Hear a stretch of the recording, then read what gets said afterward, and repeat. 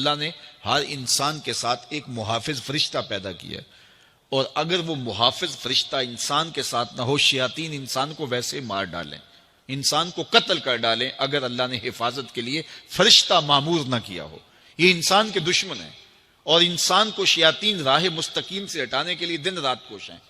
پھر یہ اتنا مکار دشمن ہے، ہر ایک کو ایک لاٹھی سے نہیں ہانکتا، اسے پتا ہے کہ کس کو کیسے بھٹکانا ہے۔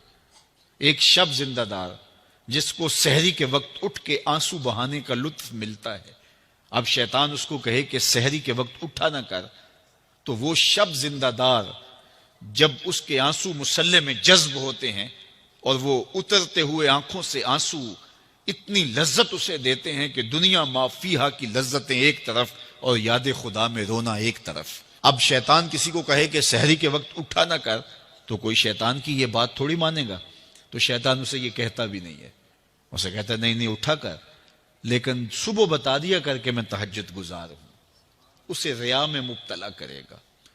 ایک شخص جس کی طبع میں فیاضی گندی ہوئی ہے، اب شیطان اس کو کہے کہ تو سخاوت نہ کیا کر، بخل کا درس دے، تو طبعاً جو سخی شخص ہے، جس کی فطرت کے اندر فیاضی ہے، تو وہ شیطان کی اس بات کو تو نہیں مانے گا۔ شیطان اسے یہ کہتا بھی نہیں کہ تو بخل کر، اسے فضول خرچی کی طرف لگا دے گا، اسے ان کاموں میں خرچ کرنے کی ترغیب دے گا جس کا اس کو اور معاشرے کو کوئی فائدہ نہیں ہوگا۔ اس لیے شیطان رخ بدلتا ہے۔ ایک شاعر جس کی طبع کے اندر لطافت ہے، نرمی ہے، محبت ہے، اب شیطان اس کو کہے کہ فلاں کو قتل کر دے، تو شاعر تو شاخ سے پھول بھی نہیں توڑ سکتا، تو پھر وہ کسی کا سر کاٹ دے، یہ کیسے ممکن ہو سکتا ہے؟ شیطان ایک شاعر کو یہ کہتا بھی نہیں، اسے وہ شراب اور شباب کے پیچھے لگا دیتا ہے۔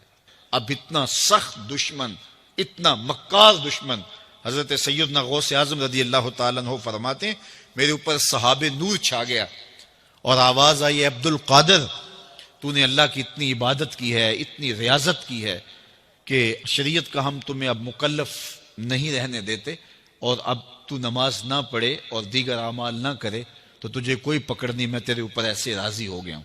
تو ایسے بادل سے آواز آئی، کہتے ہیں مان میرے دل میں خیال آیا کہ اگر عبادت کا مکلف نہ ہونا ہوتا تو امام الانبیاء صلی اللہ علیہ وسلم سے بڑھ کر کون اللہ کا مقرب تھا۔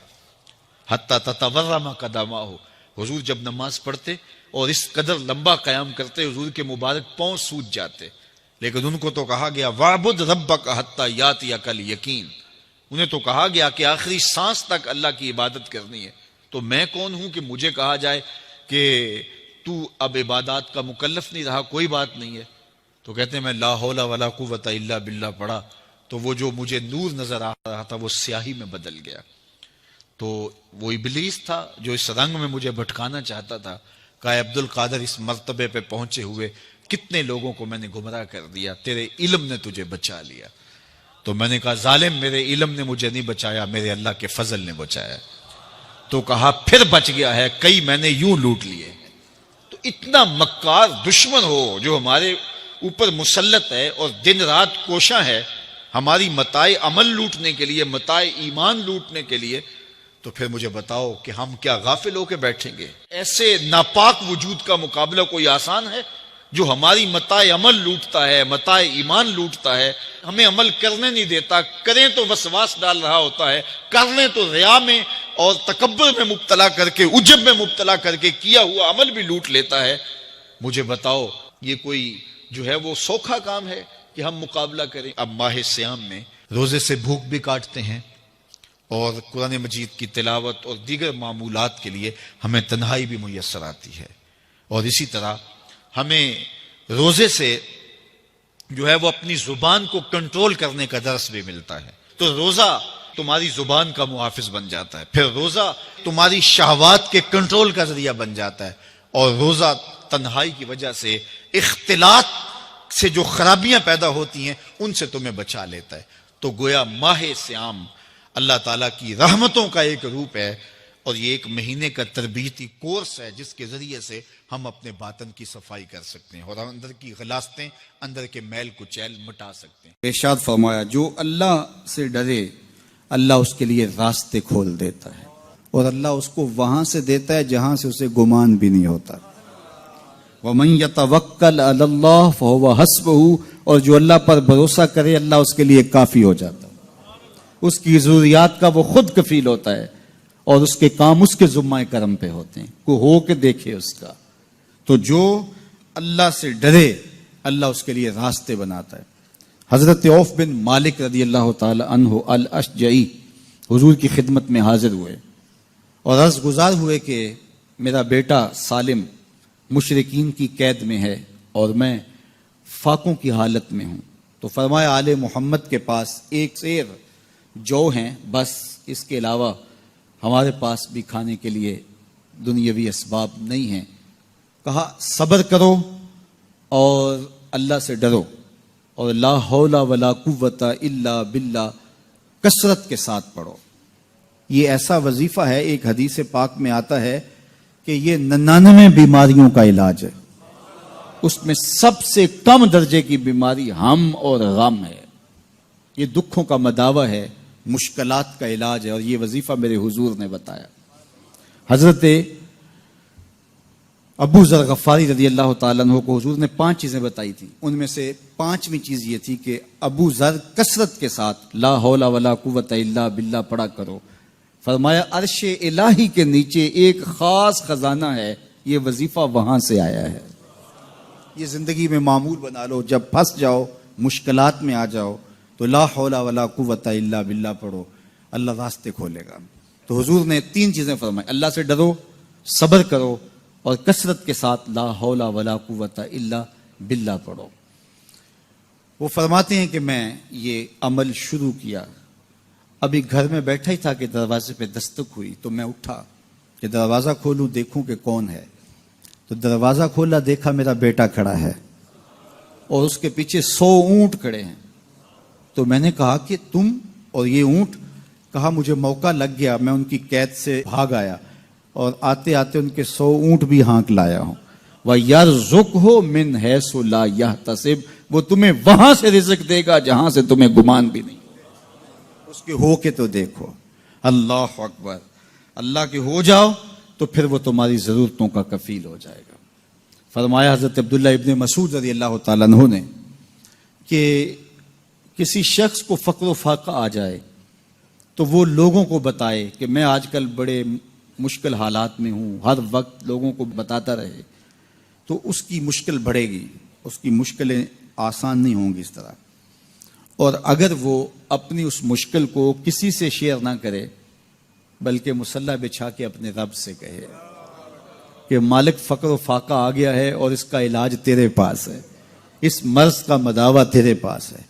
تو حضرت عبداللہ ابن مسعود فرماتے ہیں کہ رسول کریم نے فرمایا جلد یا بدیر اللہ اس کو مالا مال فرما دے گا۔ یہ بھی کبھی کر کے دیکھو، مشکل آ جائے، فاقہ آ جائے، مصیبت آ جائے، کسی سے نہ کہو، صرف اپنے رب سے کہو، پھر دیکھنا اس کی کرم نوازیوں کا می کیسے برستا ہے۔ فرمایا اللہ پر بھروسہ کرنے کا جو حق ہے اگر وہ تم ادا کر دو، وہ تمہیں ایسے رزق عطا کرے جیسے پرندوں کو عطا کرتا ہے۔ ہم تو دکان پہ جانا ہوتا ہے، فیکٹری میں جانا ہوتا ہے، ہم اپنے کاروبار پہ جانا ہوتا ہے، نوکری پہ جانا ہوتا ہے، مزدوری پہ جانا ہوتا ہے، ہمیں پتہ ہے کہاں آج صبح جانا ہے، لیکن پرندوں کو کوئی پتہ نہیں ہوتا کہاں جانا ہے، راس المال بھی نہیں ہوتا، لیکن صبح نکلتے ہیں، شام کو کبھی بھی خالی پیٹ نہیں آئے۔ بن توکل پنچھی اڑ دے، خرچ نہ پلے زیرا ہو۔ گھر سے خالی پیٹ نکلتے ہیں، جب واپس آتے ہیں تو پیٹ بھرے ہوئے ہوتے ہیں، اور پھر جو ان کی ضرورت ہوتی ہے اللہ وہ ساری ضرورتیں پوری کرتا ہے، جو جو ضرورت ان کی ہوتی ہے۔ یہ شیر کتنا گوشت کھاتا ہے اللہ روز اسے دیتا ہے، یہ ہنس روزانہ سچے موتی کھاتے ہیں، اور آپ مارکیٹ میں لینے جائیں لاکھوں روپے لگا کے تولے ماشے کے حساب سے آپ خریدتے ہیں، پھر بھی آپ کو یقین نہیں ہوتا کہ یہ سچے ہیں یا 2 نمبر ہیں۔ اور ہنس دنیا پہ کروڑوں جانور پائے جاتے ہیں، روز کھاتے ہیں، صبح بھی، شام بھی، دوپہر بھی، پیٹ بھر کے کھاتے ہیں، اللہ روز انہیں عطا کرتا ہے۔ کہا اس پہ بھروسہ تو کر کے دیکھو، وہ تمہاری ضرورتوں کا کفیل ہوگا، اس پہ بھروسہ کرو گے وہ تمہیں وہاں سے دے گا جہاں تجھے گمان بھی نہیں ہوگا۔ میرا تعلق ایک دیہات سے ہے اور مجھے اچھی طرح یاد ہے کہ والد گرامی مجھے انگلی سے لگا کر کے مسجد میں لے جایا کرتے تھے، تو بوڑھے بزرگ جو مسجد میں جانے سے قاصر تھے وہ گھروں میں بیٹھ کے قرآن پڑھتے ہوتے تھے، اور عموماً ظہر کے وقت بھی اور صبح کے وقت بھی گھروں سے قرآن پڑھنے کی آوازیں آیا کرتی تھی۔ آج گھروں سے پاپ میوزک کی صدائیں سننے کو تو ملیں گی، لیکن قرآن کے نغمے موقوف ہو گئے۔ یہی وجہ ہے کہ آج ہمارے گھروں سے برکت روٹ گئی ہے۔ دولت کی فراوانی کے باوجود، وسائل کی کثرت کے باوجود، اسباب آسودگی حاصل ہونے کے باوجود نہ آسودگی ہے، نہ سکون ہے، نہ طمانینت ہے، نہ برکت رہی، اس لیے کہ ہمارے گھروں سے قرآن رخصت ہو گیا۔ آج صبح اٹھ کے فیس بک کا چہرہ تو دیکھتے ہیں، لیکن قرآن کا نقشہ نہیں دیکھا جاتا۔ تو برکت کے قافلے گھروں سے رخصت ہو گئے اور گھر برکتوں اور رحمتوں سے خالی ہو گئے۔ آج بھی اگر ہم نے گھروں میں برکتوں کو واپس بلانا ہے، رحمتوں کو اپنے گھروں میں واپس لانا ہے، تو قرآن مجید کی تلاوت کو اپنے معمولات میں شامل کر لیجئے گا۔ پھر گھر میں آسیب کا سایہ نہیں ہوگا، ٹونا اور جادو نہیں ہوگا۔ پھر کسی بابر ملنگ کے پاس جا کر کے آپ کو اپنے مسائل نہیں بتانے پڑیں گے۔ آپ کے گھر میں قرآن ہے، سارے دکھوں کا علاج اسی مرشد کے پاس ہے۔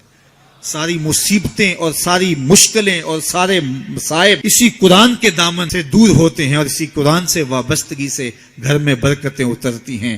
پھر آپ کو نہ آسیب، نہ جادو، نہ ٹونا، اور نہ کسی نے کوئی بندش کی ہے، نہ کسی نے کوئی مسئلہ کیا ہے، کچھ نہیں ہوگا۔ آپ کے گھروں پہ رحمتوں کے سائے ہوں گے، اس لیے کہ آپ کے گھروں میں قرآن جب تلاوت ہوگی تو رحمتوں کے فرشتوں کا نزول ہوگا۔ تو جب رحمتوں کے فرشتے تمہارے گھر میں اتریں گے تو پھر کوئی مصیبت، کوئی پریشانی، کوئی بندش، کوئی دکھ آپ کے گھروں میں نہیں ہوگا۔ اس لیے قرآن مجید کی تلاوت کو اپنے معمولات زندگی میں شامل کیجئے۔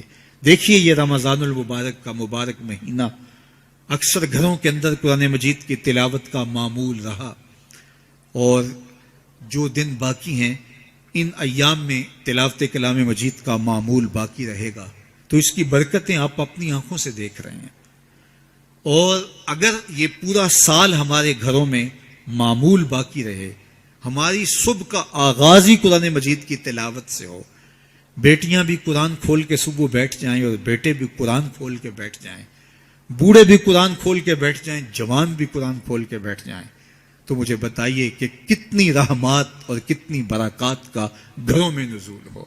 تو اس لیے اپنے گھروں میں قرآن مجید کی تلاوت کے معمول کو کبھی بھی ترک نہ کیجیے، چاہے روز کے 2 صفحے پڑھیے، قرآن مجید کی تلاوت کے معمول کو باقی رکھیے، اور اگر اللہ آپ کو نصیب کرے تو اس کو مفہوم اور ترجمے کے ساتھ پڑھنے کی کوشش کیجیے، تاکہ قرآن کا جو ہمارے نام پیغام ہے وہ بھی ہم سمجھ پائیں کہ قرآن ہمیں کیا بتا رہا ہے اور ہمیں کیا میسج دے رہا ہے، تاکہ ہماری زندگیاں اس پاکیزہ کتاب کی روشنی اور کتاب کے اجالوں میں بسر ہو۔ اور یہ کتاب اللہ کا تیسرا حق ہے کہ اس کو مفہوم و مطلب کے ساتھ سمجھنے کی کوشش کریں۔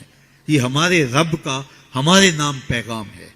آپ کے کسی دوست کا، کسی ملنے والے کا آپ کے نام خط آ جائے اور وہ اس زبان میں ہو جو زبان آپ نہ جانتے ہوں، تو اتنی دیر تک آپ مطمئن نہیں ہوتے جب تک اس کے مندرجات سمجھ نہیں لیتے، کسی ایسے شخص سے وہ مضمون جان نہیں لیتے جو وہ زبان جانتا ہو۔ تو ہمارے رب کا ہمارے نام یہ میسج ہے، ہمارے نام یہ پیغام ہے رسول کریم صلی اللہ علیہ وآلہ وسلم کی وساطت سے۔ تو ہمیں اس کو سمجھے بغیر چین کیوں آ گیا ہے؟ تو ہم اس پیغام کو سمجھیں کہ ہمارا